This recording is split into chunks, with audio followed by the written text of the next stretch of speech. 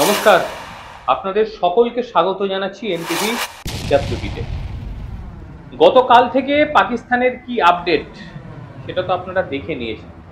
আর পাকিস্তান যে কোনোভাবেই তার বেঁকানো লেজকে সোজা করবে না, এটা গোটা বিশ্ব জেনেও নিয়েছে তাদের বিভিন্ন রকম কার্যকলাপে।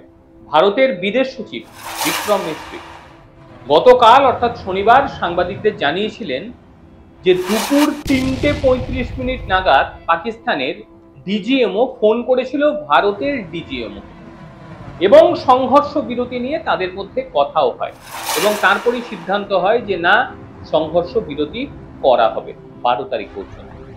ঠিক এরপরই যেটা দেখতে পাওয়া যায় যে ডোনাল্ড ট্রাম্প তিনি এক্স হ্যান্ডেলে পোস্ট করেন এবং লেখেন যে দীর্ঘ প্রচেষ্টার পর সংঘর্ষ বিরতি রাজি হয়েছে ভারত এবং পাকিস্তান দুই দেশে।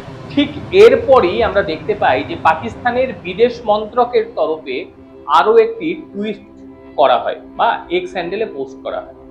সেখানে তারা সংঘর্ষ বিরতির জন্য president Donald Trump, vice president JD ভ্যানকে ধন্যবাদ জানিয়েছে।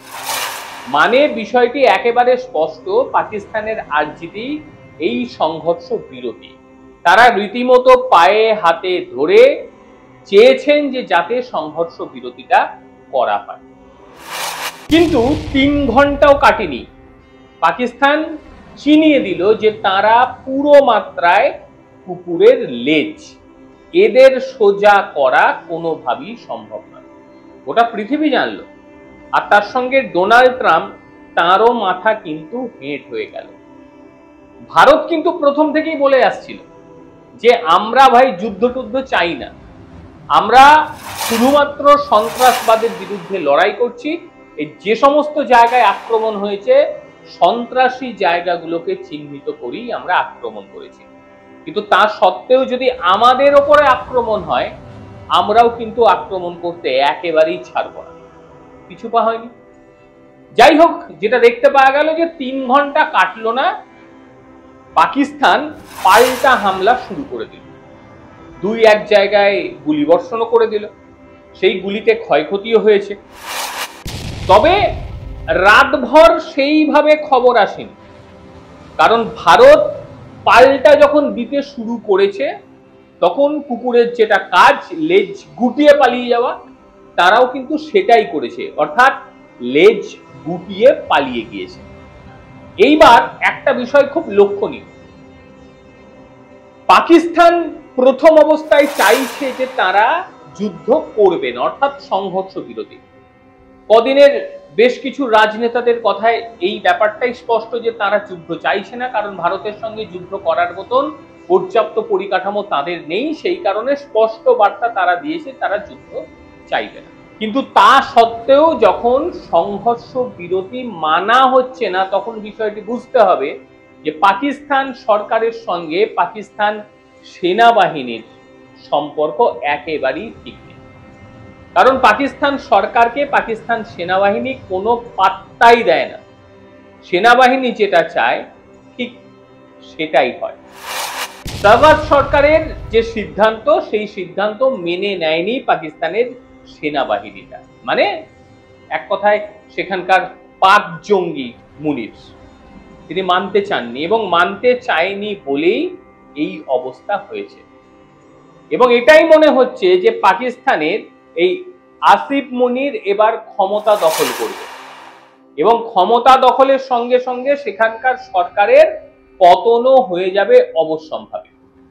তবে পাকিস্তান সরকারের এই যে পতন এবং সেনার হাতে চলে যাওয়া গোটা দেশটা, এটা তো প্রথম নয়। এর আগেও একাধিকবার পাকিস্তানের সরকারের পতন ঘটিয়ে সেনা প্রধানরা নিজেদের দায়িত্ব নিয়ে নিয়েছে, বহুবার। যদি কিছু ডাটা আমরা দেখি, সেই ক্ষেত্রে আমরা দেখতে পাবো যে প্রথম যে অভ্যুত্থান হয়েছিল 1958 27 আগস্ট, সেই সময় পাকিস্তানের প্রধানমন্ত্রী যিনি ছিলেন তিনি হচ্ছেন ফিরোজ খান নূর। সেনা প্রধান সেই সময় ছিলেন জেনারেল মোহাম্মদ আইয়ুব খান। সেনা অভ্যুত্থান ঘটে গিয়েছিল, রাষ্ট্রপতি ইস্কান্দার মির্জাকে উৎখাত করে দেয় এবং নিজেই পাকিস্তানের রাষ্ট্রপতি হয়ে বসেন। এটাই ছিল পাকিস্তানের প্রথম সেনা অভ্যুত্থান। তারপরে 5ই জুলাই 1977 দ্বিতীয় সেনা অভ্যুত্থান হয় সেই দেশটিতে।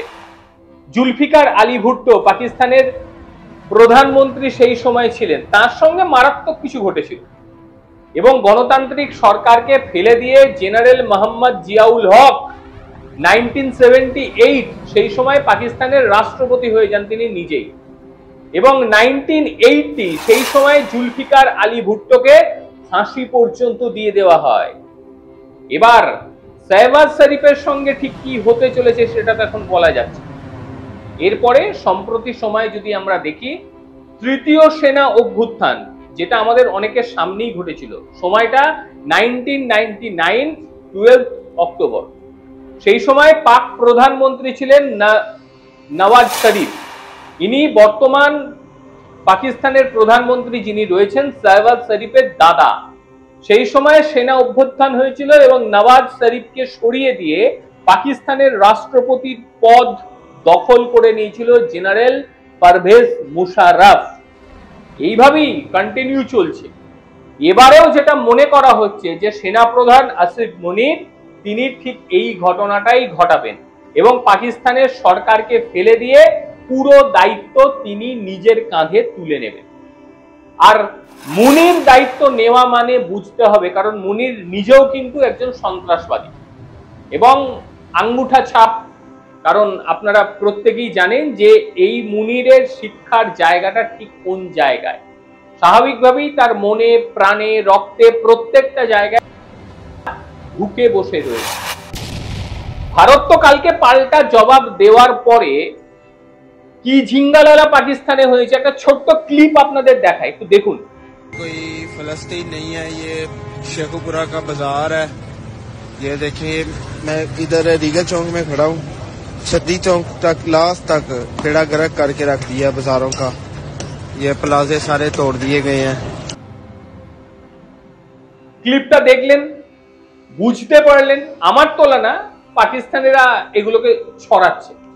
আর এই জিঙ্গালালা ভারত যখন করে দিয়েছে, তারপরে কিন্তু পাকিস্তান পুরো মাত্রায় লেজ গুটিয়ে ফেলেছে, পুরো মাত্রায়।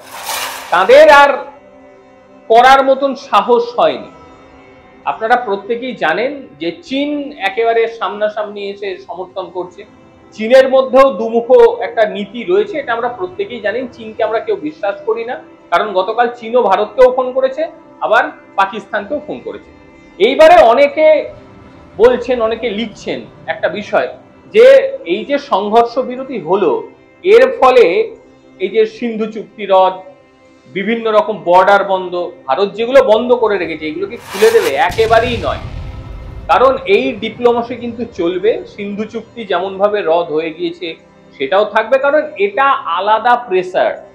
যুদ্ধ একটা আলাদা পার্ট, কিন্তু এই প্রেসার গুলো সহ্য করার মতন ক্ষমতা পাকিস্তানের কিন্তু নেই। আর পাকিস্তানের এই প্রেসার সহ্য করার ক্ষমতা নেই বলেই এই দেশটা ধীরে ধীরে একেবারে শেষ পর্যায়ে পৌঁছে যাবে। কারণ জল না থাকলে, পেটে খাবার না থাকলে বেশি দিন ধরে চলার মতন ক্ষমতা নেই। ভারতবর্ষ হয়তো সাময়িক সময়ের জন্য, অর্থাৎ 12 তারিখ পর্যন্ত আমাদের দেখতে হবে, ভারতবর্ষ তো শর্ত অবশ্যই রাখবে এবং সেই শর্ত যদি পালন করে ভালো, মিটে যাবে। আর যদি শর্ত পালন না হয়, সেই ক্ষেত্রে পাকিস্তানের জন্য এক ভয়াবহ সময় অপেক্ষা করে আসছে, ভয়াবহ সময়। ভারত কিন্তু কোনো সময় বলেনি আমরা যুদ্ধ করছি, কোনো সময় না। ভারত তার 0.1% দেখায়নি ক্ষমতা, কিন্তু সেই ক্ষমতা ফুল ফেজে যদি ভারতবর্ষ অ্যাটাক করে দেয় পাকিস্তানকে, সেই পাকিস্তানের টিকবে, সেই পাকিস্তান আর বেশি দিন টিকতে পারবে না। এমনিতেই সবকিছু শেষ। চীনের সঙ্গে মিশে, তুর্কির সঙ্গে মিশে ভুলভাল জিনিস কিনে তারা যে কতটা নিজেদের ক্ষয়ক্ষতি করেছে, আর এটা আমরা প্রত্যেকে দেখেছি, গোটা বিশ্ব দেখে। আর এই পাকিস্তানের সঙ্গে এই যে খণ্ডযুদ্ধ, ভারতের খণ্ডযুদ্ধই বলবো, ভারত যুদ্ধ করলো কোথায়? এতেই যে চীনের প্রোডাক্ট কি লেভেলের নিচে নেমে গেছে, চীনের প্রোডাক্ট যে বাইরের লোকে আর কিনবে না, এটা নিয়ে কিন্তু চীনের একটা গোসা হয়েছে। কারণ যেভাবে গোটা বিশ্বের কাছে চীনের প্রত্যেকটি জিনিস একেবারে ভূপাতিত করে দিয়েছে ভারতবর্ষ, এটা নিয়ে চীনের রাগ হওয়াটা স্বাভাবিক। তবে পাকিস্তান যদি শুধরায় ভালো, আর না শুধরায় তাদের কপালে অবশ্যই শনি জুটবে, এর বাইরে আর অন্য কিছু নয়। অনেকক্ষণ ধরে প্রতিবেদন দেখলেন আপনারা, সেই জন্য অনেক ধন্যবাদ। আর এই বিষয় নিয়ে আপনারা আপনাদের মতামত অবশ্যই জানাবেন। আর কি বলবেন, পাকিস্তানে কি সেনা অভ্যুত্থান হতে চলেছে, কি বক্তব্য আপনাদের, অবশ্যই আপনারা সেটা জানাবেন। ভালো থাকবেন প্রত্যেকে, সুস্থ থাকবেন, আবারও দেখা হবে অন্য কোনো দিন অন্য কোনো ভিডিওতে। ততক্ষণের জন্য নমস্কার।